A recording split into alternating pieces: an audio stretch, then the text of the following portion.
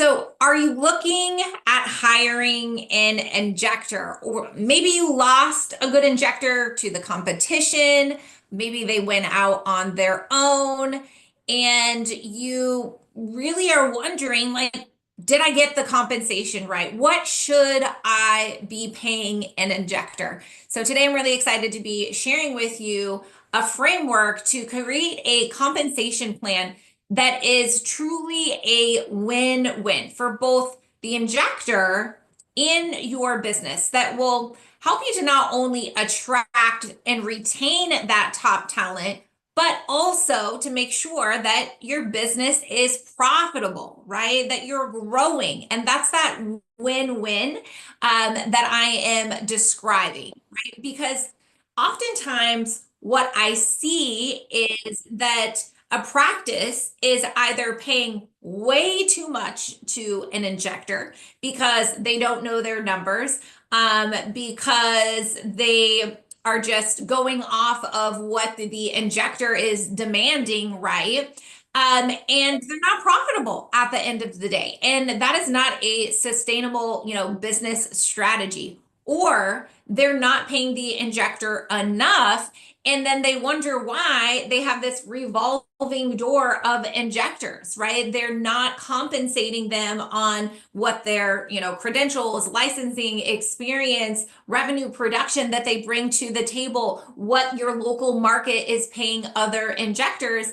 And so you lose them, and so today I want to talk about how you can create a compensation plan that is going to help you to attract, retain, and become profitable in your injectable department. So there's lots of different ways to step in this, and there is certainly not a one size fit all way of determining compensation. Whether that's in your state, and certainly in your local market, right? If you're just starting out and looking to, add injectables, a very common general approach starts with a compensation to revenue ratio, which on average is about 20%, give or take, right? I've seen it 18, I've seen it 22, maybe 25, right?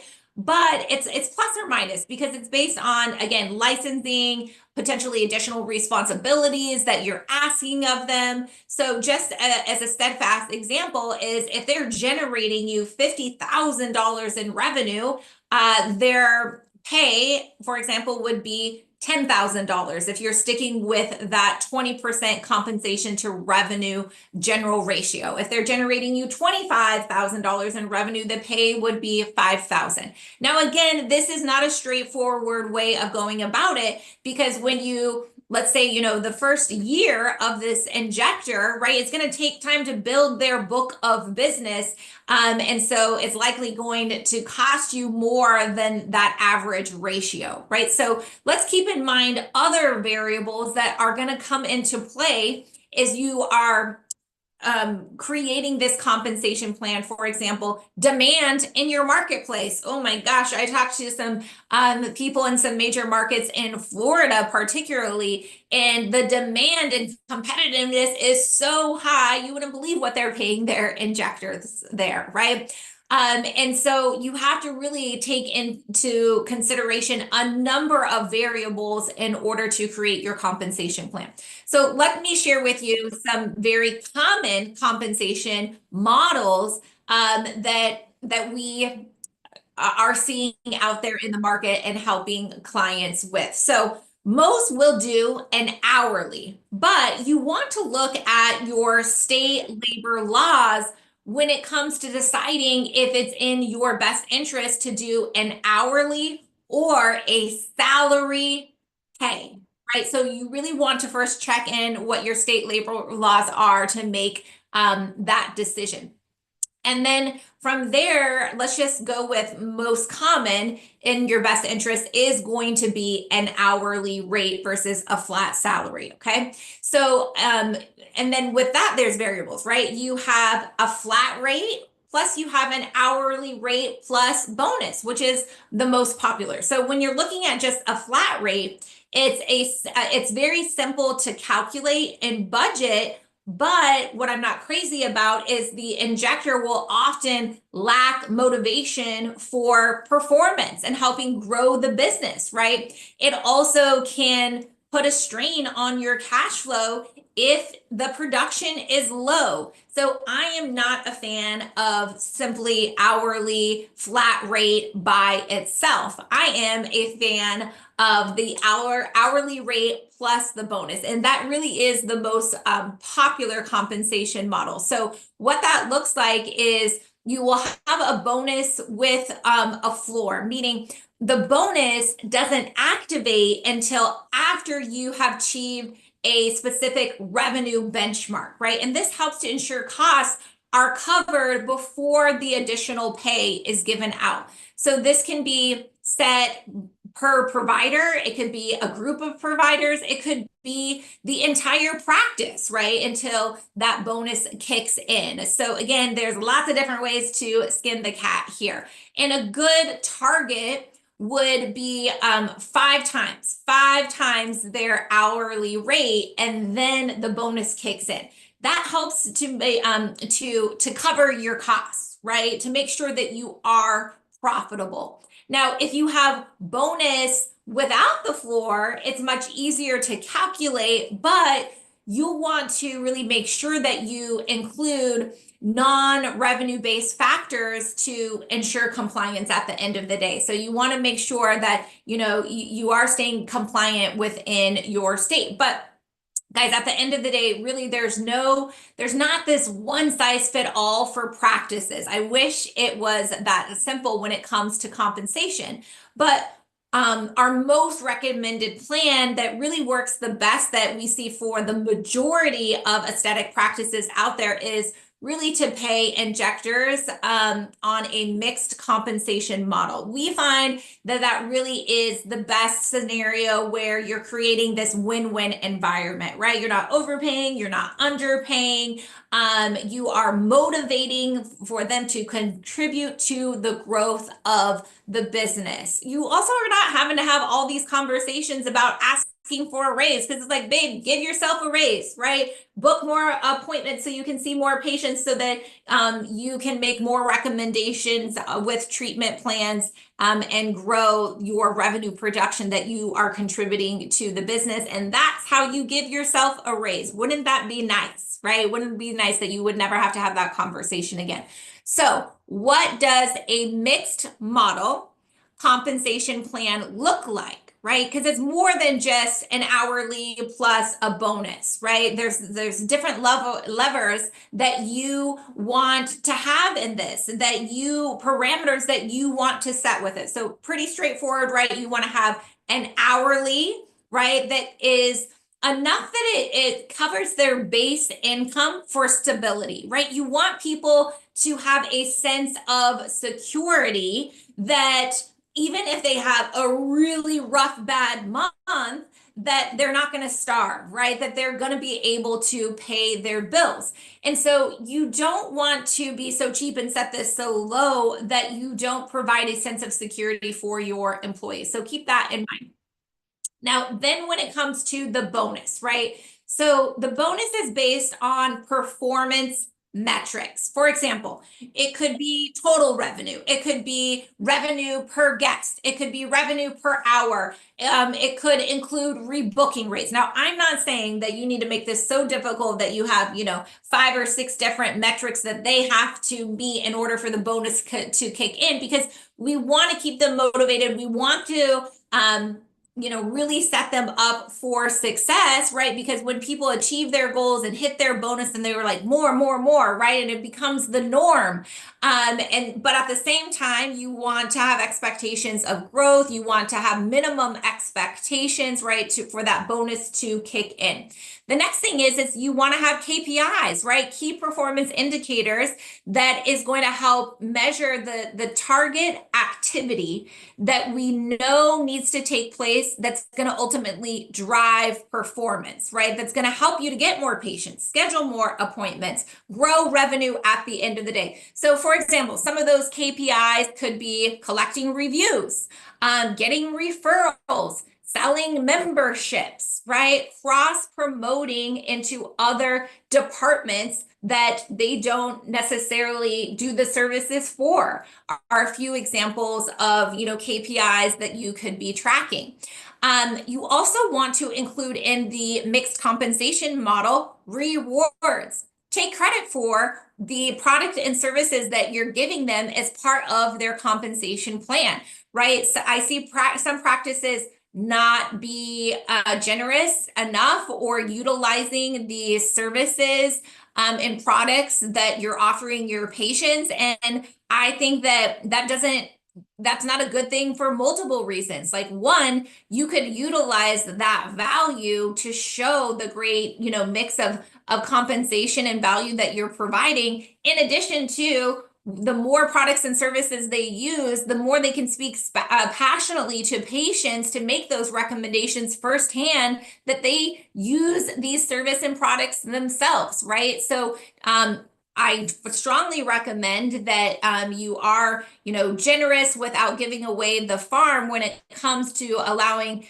your employees to utilize the perks of getting treatments, but at the same time, it has to be with reason and within reason, right? Because there are a high consumable cost, right? In addition to that, you want to make sure that it's incentive based, right? That it's not a free for all, that you can earn more when you perform. Because how many employees do we know that even keep a day or two a week at your med spa or stay in the industry because they just want free services? So there's a lot of value in getting those services. So don't forget to include that in your compensation plan. The next one, and this is kind of a higher level one, is profit sharing. Now, this is something that I wouldn't offer right out of the gate, but could be more of a career advancement model once they hit more advanced milestones in your business. Because at the end of the day, if you have someone that started off just generating $25,000 or $50,000 a month in revenue, and all of a sudden not all of a sudden, but eventually they're responsible for 80, $100,000+ a month in revenue, you do not want to lose that employee where they're thinking, oh, maybe I'm going to go out and do this myself, right? And so that is a conversation where it might be important or necessary to build in a profit sharing model based on the revenue that they are producing, right? So again, I wouldn't lead with that, but these are strategies on how you can really retain top talent that are very high generators for your practice. Any questions so far, put them in the chat and I'd be happy to address those. So I'd like to share with you some really benefits around that mixed model that I think stand out compared to other models out there. And really, it's motivational at the end of the day when you have performance-driven compensation plans.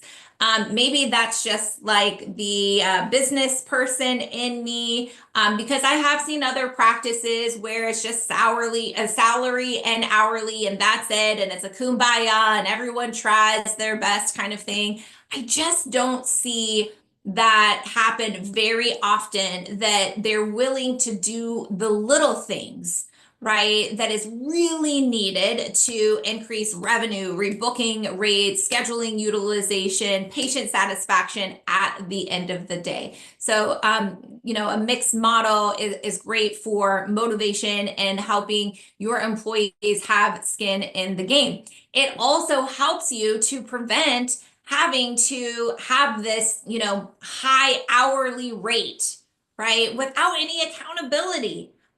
So if you have that mixed model, you again can give enough to give them a sense of security, but it's like, if you want to make more money, then you have to perform, right? So when they have that skin in the game and accountability, we find too, that it really, helps for performance at the end of the day. And if you're a newer practice, it's even more important because you can't afford that high hourly rate. It's going to drain your cash flow. You're not going to be able to have a long enough runway to sustain that employee if you are paying this crazy high hourly rate right out of the get-go. So for particularly new or less busy practices, the mixed model is definitely a way to go.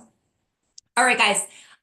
Any final questions before we wrap up here in regards to creating a compensation plan with your injectors? So some key takeaways is one, you got to know your numbers. Two, you got to know your market. And you also need to plan out a career advancement model for this employee, right? Because that means if you got to start with a low hourly rate, you got to show them how they're going to eventually get to making the money that they want and even more, right? And you need to utilize things like services, treatments, skincare, to help round out your compensation plan, right? Another thing that I hadn't talked about yet is training, right? Are they growth minded? Are you going to invest in their training? And if you do, then it's really important. In fact, I was just talking with Sarah Schickman from Lingia Law today about building in your compensation in your employment offer agreements, training clauses and what that reimbursement or working that off looks like to put you in the new employee in the best position to succeed. Because who hasn't hired an injector, invested all this time and money into them, and then they left, right? And then you got this sour taste and you're terrified. And so now you don't even want another injector and all the things. I've heard it before, right? But there is things that you can do to detour that type of behavior, right? Does it still happen every day? Yes, it does, unfortunately, but contractually, legally, there's some things that you can do to set you up for success to try to detour that behavior at the end of the day. Okay, Austin, best and not so best compensation plan you've heard of. Yeah, the best compensation plan, in my opinion, is that mixed model where you're doing an hourly plus a bonus, but you want to have a floor, right? The bonus kicks in after you meet a minimum threshold. I think, when it comes to retail, that should automatically be included no matter what. And then to make sure that you have perks like service and treatment perks included in your compensation plan, training, make sure that that's important as well. How do you determine that floor? Great question. Okay, so there's a couple different ways you back into determining the floor. So one is, are they coming, this brand new employee, or maybe it's an existing employee and you need to restructure their compensation model. The first thing that you need to do is, what kind of volume are you expecting them to do? And then you need to look at your marketing and utilizing internal and external marketing to fill up their schedule. And then the employee's responsibility, what revenue generating activity they're going to be doing when they have gaps in their schedule, to get a baseline of what production should look like based on the clientele that you do have, what the next 3, 6, 12 months look like in projection, right? So that you can build that floor doesn't stay the same, right? You're going to have a level of expectations that they need to grow their book of business. So that's why you need to first get a baseline of what they're going to be walking into. Do you have patients ready to go to fill their schedule, or have they been with you for a while and you know their baseline, right? And then what are they meeting that 5x multiplier or that 20% revenue to salary, right? Those are all great baselines to be looking at to see if you're way off one direction or the other. I hope that helped determine how you go about determining your floor. But again, guys, none of these are all steadfast rules because in every single market that we go in, when we hire for an injector, we're telling the business owner that you got to look at licensing, right? Credentials, experience. Are they bringing a book of business with them? So, because just because someone has experience, right? Like, great, you're moving in from 3 states away and you have 10 years experience. Well, that 10 years experience is really great, but you're not bringing a single client with you. That's not as valuable as someone that has 3 years experience that's, coming to me from 2 miles down the road. You see what I'm saying? So, in addition to that, is she going to be doing, social media to promote her before and after pictures and the brand, right? Is she going to be responsible for additional things like mentoring within the practice, inventory, relationships with vendors, right? So there's a lot of variables that need to be looked at, considered, and clearly identified when it comes to building your compensation plan. And you need to talk with your reps, right? And what everyone in your market is paying, because if you aren't at least average, if not generous, you are not going to attract and retain top talent at the end of the day. It's just too competitive of a market. There is great opportunity because there in a lot of the medical industry and nurses particularly that want to get into aesthetics, but they're terrified of leaving their high salary or hourly rate that is guaranteed, right? And I'm not saying that you should just throw money at unqualified, trained injectors, right? But that's where you want to take a look at core values and then set up a really strong training program because one of our consultants, Abby, she is a strong believer that injectors can be made. They're not just found, right? In a perfect world, there is a line of experienced injectors that are ready to bring their clientele with them and join your practice. But the space is just too competitive, right? And so you have to have a really good, training, onboarding, compensation plan to attract people that share the same core values, work ethic, communication, vision, passion for the aesthetic industry, and you can turn that into, an injector that's generating you 50, 75, $100,000 a year in revenue. But it's going to take the right training, the right support, the right accountability, the right career advancement plan in order to do that. Kurt, okay, 5 times multiplier. Total hourly cost versus bringing in 5x the total hourly cost in that same time. Man, Kurt, I'm sorry, I'm not sure if I'm following your question. Bringing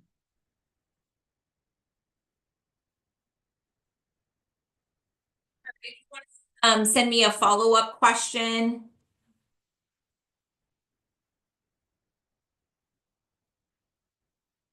I'm not following.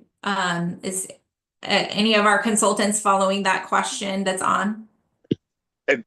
Am I able to speak? Yes, please. Oh, okay. I was just doing it through a chat. So are you saying that the 5 times multiplier is like to hit the number is 5 times the amount we've paid them hourly? So if they work 20 hours and it's 50 an hour, then it would be the 5 times multiplier would be 5 times the amount of the hourly rate times hours worked. Yeah. Yeah, like that's the floor. That's the bare minimum, like before a bonus would kick in. Okay. Yeah. Got it. So if we end up paying them for 20 hours, but they've only brought in one customer and it's way below, then there's no bonus. So Yeah. got it.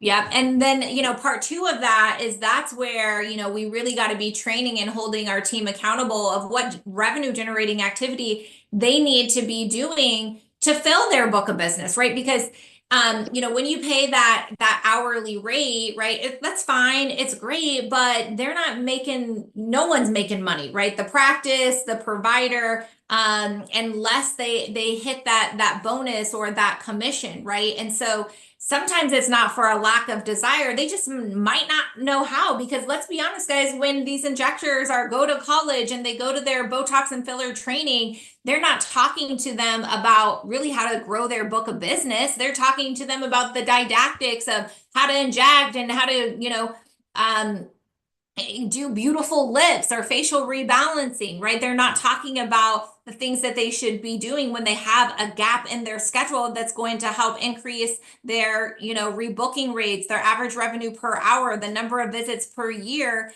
by their patients. And so that's really, phase two of once you set this compensation plan, you got to be training and teaching them and holding them accountable of how they're going to contribute to the growth of the business and the growth of their own income at the end of the day. Because your team, they want to do good for you. They want to do good for themselves, but sometimes they just need a little help pointed in the right direction of what that looks like. Because the reality is oftentimes if they knew how to do those things naturally themselves, they'd probably be their own business owner at the end of the day and not working for you. Make sense?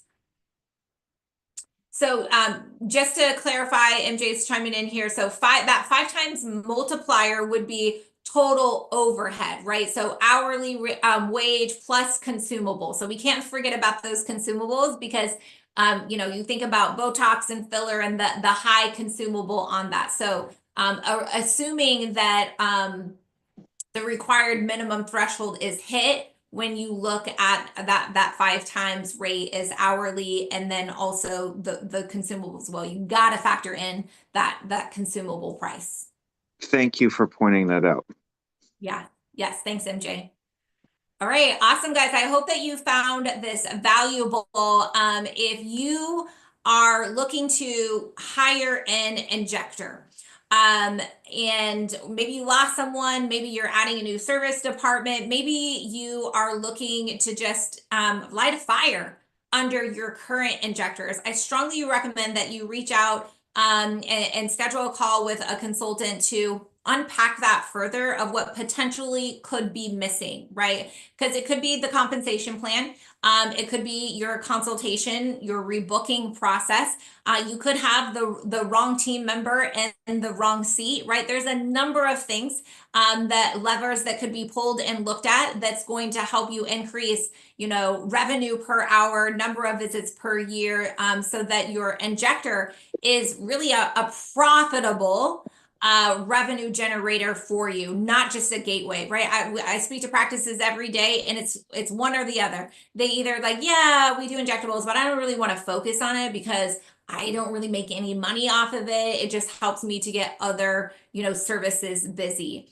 And you're missing something, right? If that's the case, because there is money to be made in injectables when done properly. So we would want to look under the hood and see what's going on with that if that's in the mindset that where you're at. So all right, guys, thanks so much for joining me here. If you found this training valuable, please make sure that you share it with your team, business partner, or another med spa that could benefit. And you can catch us live every single Wednesday, same time, same place.